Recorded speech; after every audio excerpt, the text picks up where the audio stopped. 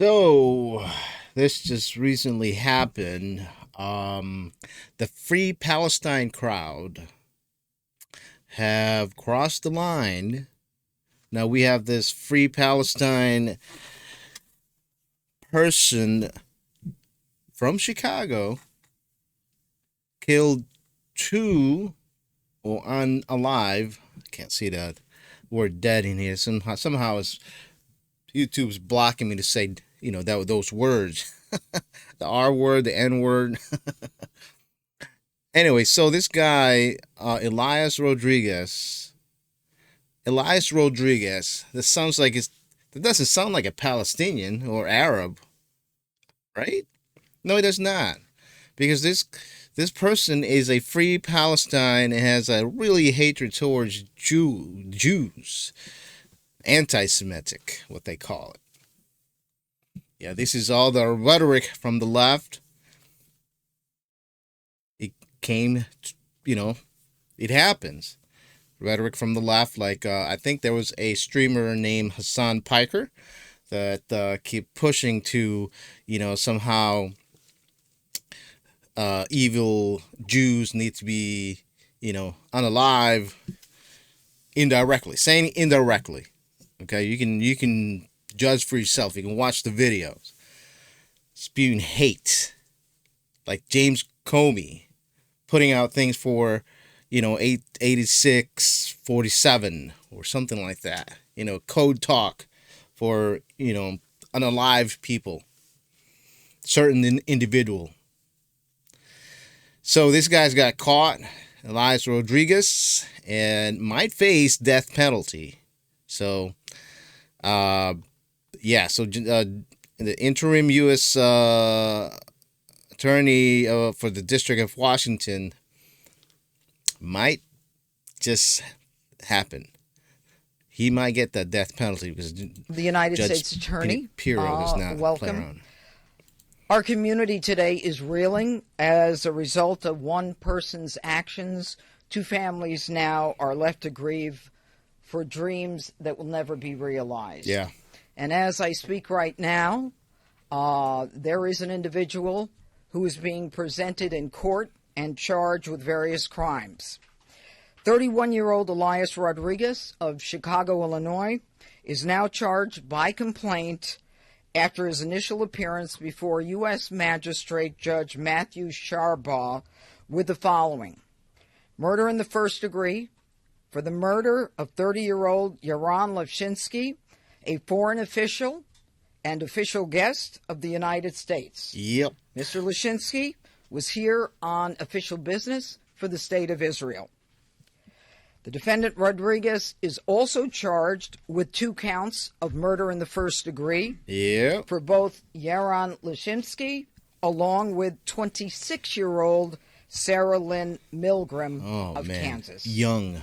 In addition, there are several felony firearms charges for discharging a firearm in the middle of a violent crime and for causing the death of an individual through the use of that firearm.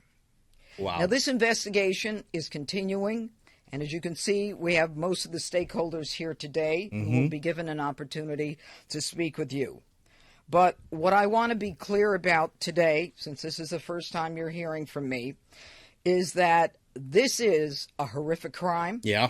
And these crimes are not going to be tolerated by me and by this office. It's going to be bad. A young couple at the beginning of their life's journey, about to be engaged in another country, had their bodies removed in the cold of the night in a foreign city in a body bag. We are not going to tolerate that anymore. And I am not unaware, based upon my own background, of the repercussions of this kind of case. This is the kind of case that picks at old sores and old scars, because these kinds of cases remind us of what has happened in the past that we can never and must never forget. Yeah. I want to mention one thing. The Capitol Jewish Museum in Washington, D.C., where this young couple had been at an event, was built around a brick building That brick building was previously a synagogue called Adas Israel. Okay. It was one of Washington's first synagogues, a congregation that was created in 1869. Wow. And Ulysses S. Grant, our president, actually attended the dedication of that synagogue. Wow. History. And so to this day, that synagogue and that area remains a cornerstone of the Jewish community in D.C. Wow. Let me also say that violence against anyone based on their religion is an act of cowardice. Yes. It is not an act of a hero. Nope.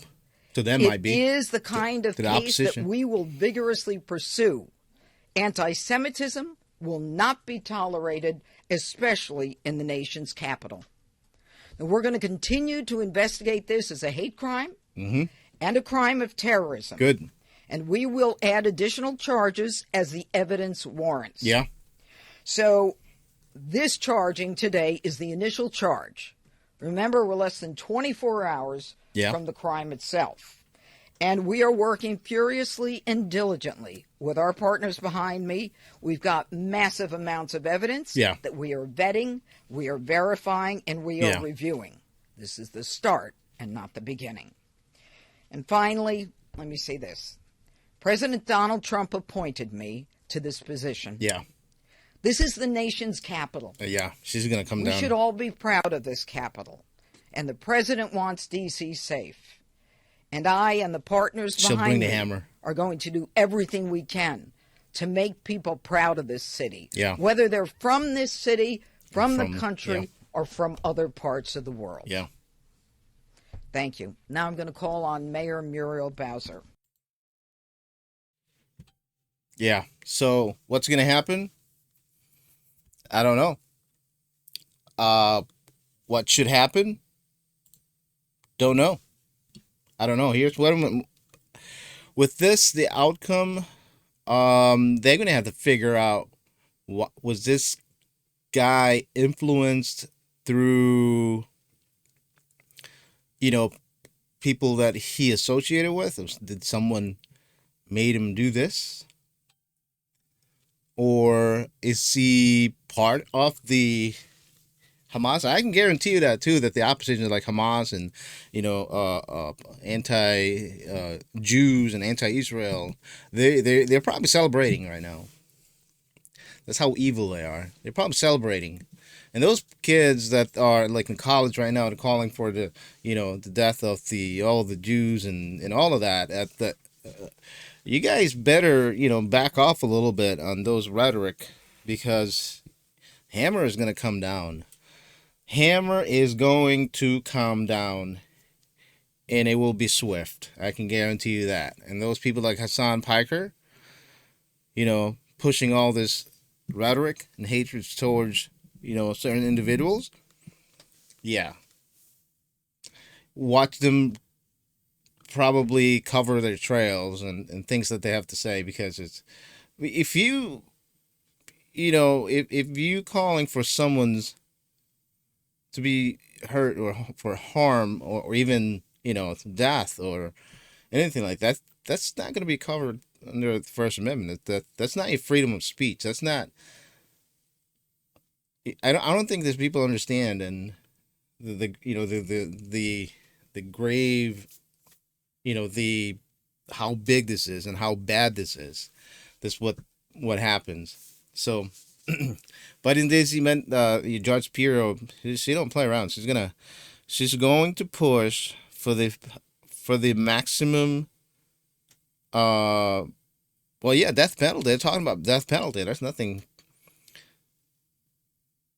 bigger than that. I mean, they will push that. She will push that. President Trump will probably push that. And this guy's from Chicago, flew to these just to, unalive someone based on the hate, based on this thing. He did it for Palestine. This guy is not even a Palestinian. This guy is not even. He's probably like Spanish descent. There's nothing to do with Palestinian.